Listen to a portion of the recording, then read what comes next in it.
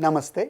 Continuing our enjoyment of Sri Krishna as Yogin and Yogeshwara, let us look at Yogeshwara today, and more importantly from Sanjayan's shoes. We saw how Arjuna addressed Sri Krishna as Yogin and Yogeshwara in the earlier episode. In this episode, we are going to look at how Sanjaya is enjoying Sri Krishna as Yogeshwara. To recollect, the whole Bhagavad Gita has got two pairs of conversation happening. Krishna Arjuna Sambhashanam, which is the primary, then there is a parallel Sambhashanam happening between Sanjaya and Dhritarashtra. So in this context, Sanjaya is mentioning Yogeshwara to Dhritarashtra. So let's be clear about the context. So Yogeshwara is what we are addressing Sri Krishna. Here Sanjaya is addressing Sri Krishna, and he says Mahan Yogeshwaro Harihi. That is how Sanjaya is mentioning Sri Krishna. Now he is not just Yogeshwara, he is also Mahan. That is how Sanjaya is explaining. And he is so thrilled and happy to see Krishna as a Mahan Yogeshwara. Why is that? Because we understood the term yogi as one who is always thinking of Sri Krishna and always doing everything to reach Sri Krishna and be at the divine service of Sri Krishna.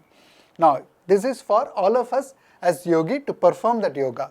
What does Krishna perform for?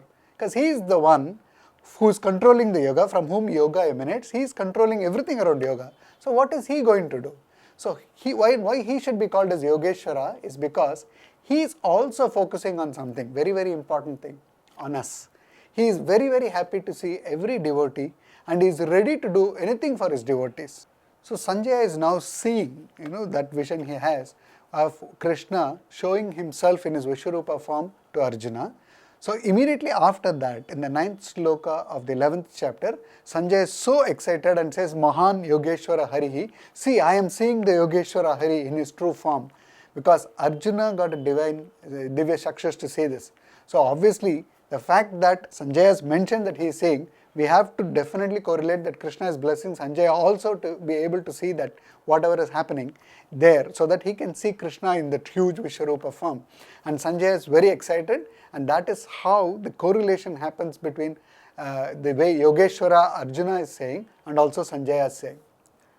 Vyasa prasadhat shrutavan etad guhyamaham param yogam yogeshwarat krishnat sakshat katayata swayam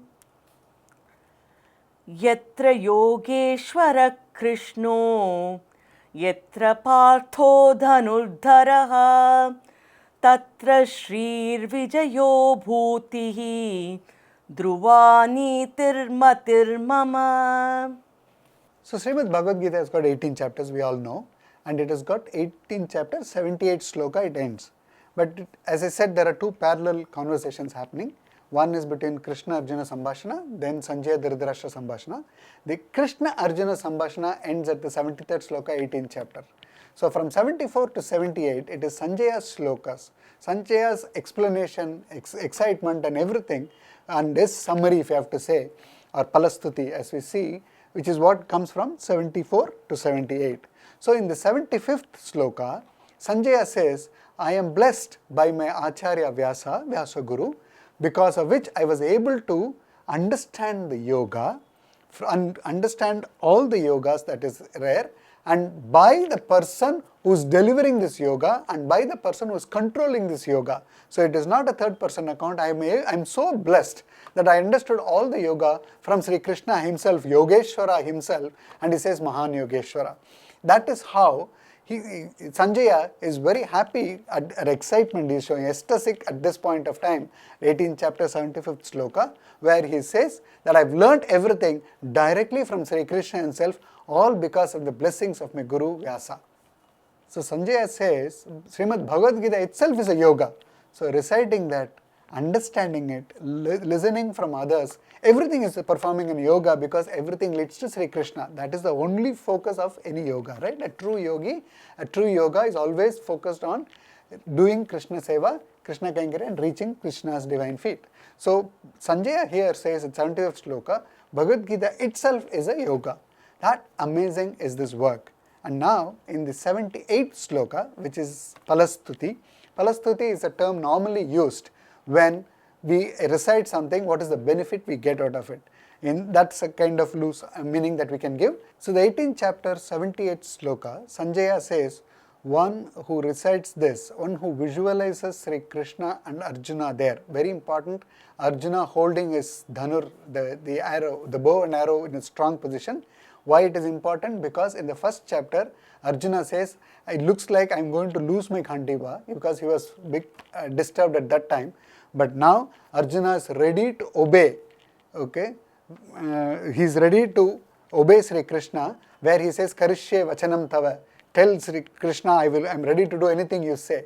So it's complete transformation of Arjuna from a troubled mind to a clear mind. So it is important to visualize Arjuna with a strong bow and arrow and at the divine service of Sri Krishna, ready to obey Sri Krishna's orders.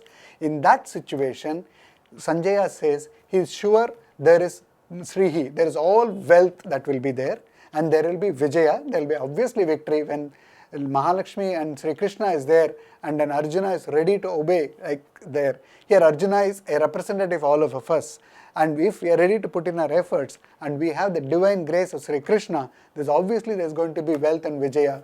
And it's very important to know that everything will be the righteous work. That is very important, and that is what Sanjaya says, this is what I feel, Mama Matihi, that this will be the Palastuti of reciting Bhagavad Gita as Sanjaya's views. So at 18th sloka, 18th chapter 78 sloka, Sanjaya is clearly saying Yogeshwara. Again he says Yatra Yogeshwara Krishna. So again he is mentioning Yogeshwara, one who is controlling yoga, one who is from where yoga emanates. And what is the yoga?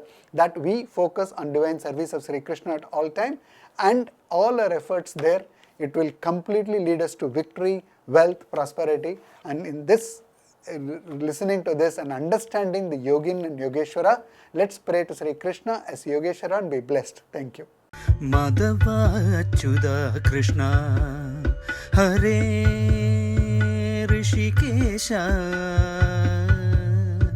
Keshava Govinda Vasudeva